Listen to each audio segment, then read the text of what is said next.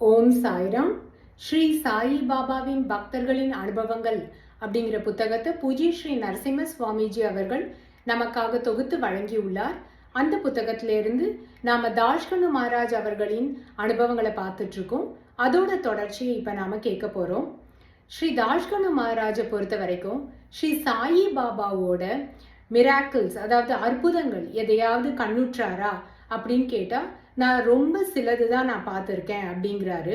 இதை பற்றி ஏற்கனவே நம்ம கிட்ட குறிப்பிட்டிருக்காரு. அதை திரும்பியும் மிகவும் விரிவா சொல்றாரு இங்க.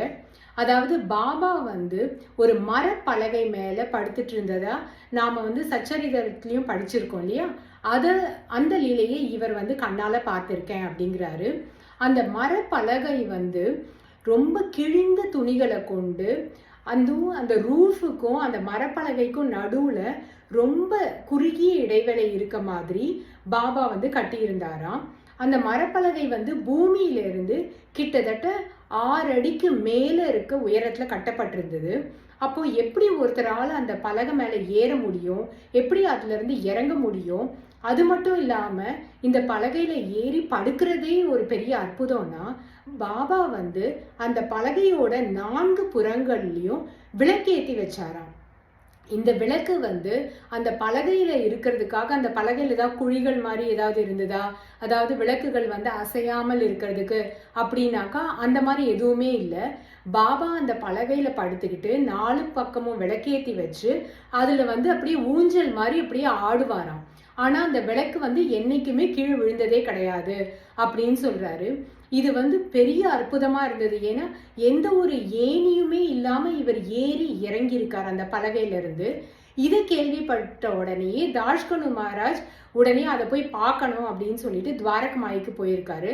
அப்போ பாபா இவர்கிட்ட கோமா அங்கே இருந்து போன்னு சொல்லி இவரை துரத்தி விட்டுட்டாரு அப்படின்னு சொல்லி தாஷ்கனு மகாராஜ் சொல்றாரு.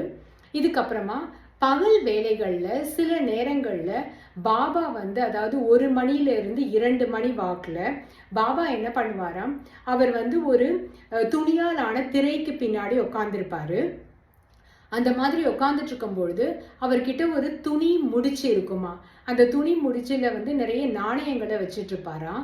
அந்த துணி முடிச்சியை எடுத்து அதுலேருந்து ஒரு 10-15 நாணயங்களை எடுத்து தன்னோட கையில வச்சுட்டு தன்னோட இன்னொரு கையோட விரல் நுனி இருக்கு இல்லையா, அந்த விரல் நுனியில அந்த ஒரு காயினையும் மெதுவா தேய்ச்சிட்டே இருப்பாராம். அப்படி தேய்க்கும் பொழுது இது நானா உடையது, இது காக்கா உடையது, இது பாப்புனுடையது அப்படின்னு சொல்லிக்கிட்டே தேய்ப்பாராம்.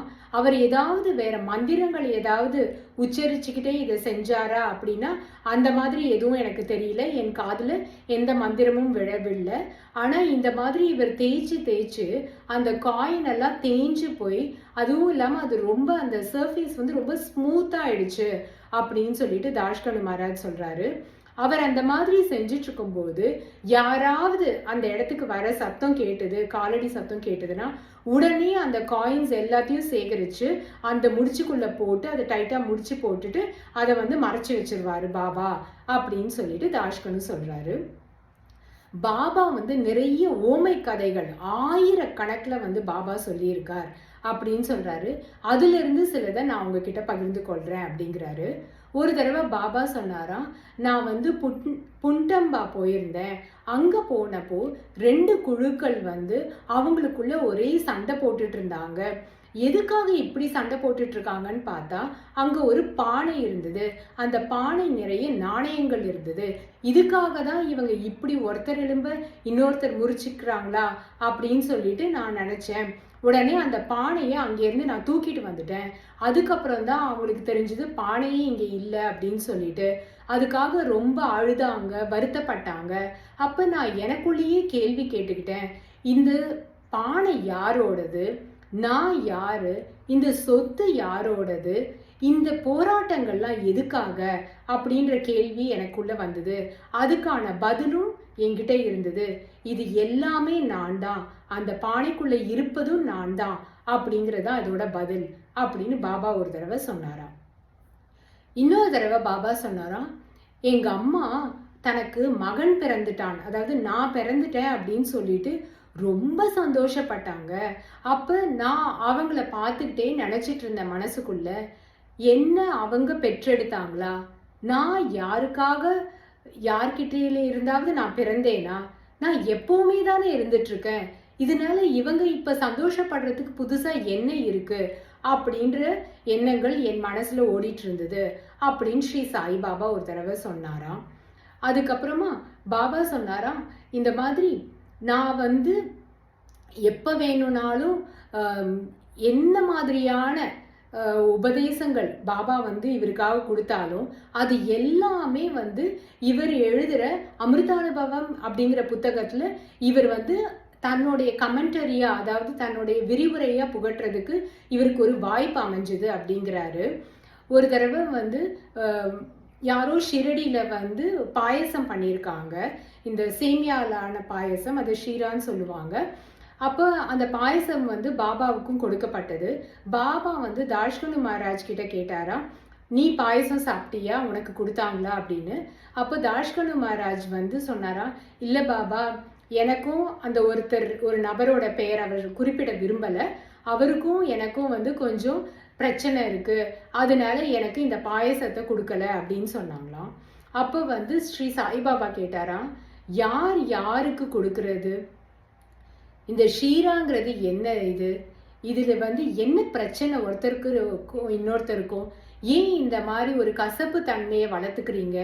யார் கூடயும் எந்த சண்டையும் இருக்கக்கூடாது, எப்பவுமே எல்லாருமே ஒற்றுமையா இருக்கணும் அப்படின்னு நிறைய அறிவுரைகளை சொன்னாராம்.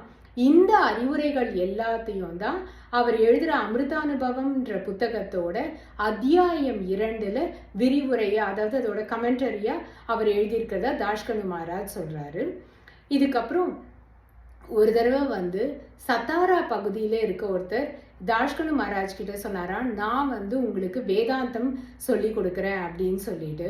அப்போ தாஷ்கனு மகாராஜ் சொன்னாராம், இல்லை, நான் ஸ்ரீ சாய்பாபா கிட்டேயே எந்த உதவி வேணும்னாலும் கேட்டுக்கிறேன் அப்படின்னு சொல்லிட்டு. அப்போ அவருக்கு ரொம்ப கோபம் வந்துடுச்சான். யாரு ஸ்ரீ சாய்பாபா? அவர் ஒரு முகமதியர், அவருக்கு வேதாந்தத்தை பத்தி என்ன தெரியும்? அவர் என்னத்தை உங்களுக்கு சொல்லி கொடுக்க போறார் அப்படின்னு சொல்லிட்டு கொஞ்சம் கடிந்து கொண்டாராம் இவர்கிட்ட. இவர் வந்து அவர் என்ன சொன்னாலும் பரவாயில்ல, பாபாவை பத்தி நாம பாபா கிட்டேயே போய் கேட்டுக்கலாம் அப்படின்னு சொல்லி ஷீரடிக்கு கிளம்பி வந்தாராம். வந்து பாபா கிட்ட வந்து, பாபா, நான் இந்த மாதிரி வேதாந்த புத்தகமான அமிர்தானுபவத்திற்கு கமெண்டரி எழுதுறேன், அதனால நீங்க தான் வந்து எனக்கு உதவி புரியணும் அப்படின்னு சொல்லி பாபா கிட்ட சொன்னாராம். பாபா தன்னுடைய திருக்கரங்களால அவரோட தலை மீது வச்சு அவருக்கு ஆசீர்வாதம் பண்ணி அவர் எழுதுறதுக்கு அவருக்கு அனுமதியும் கொடுத்தாராம்.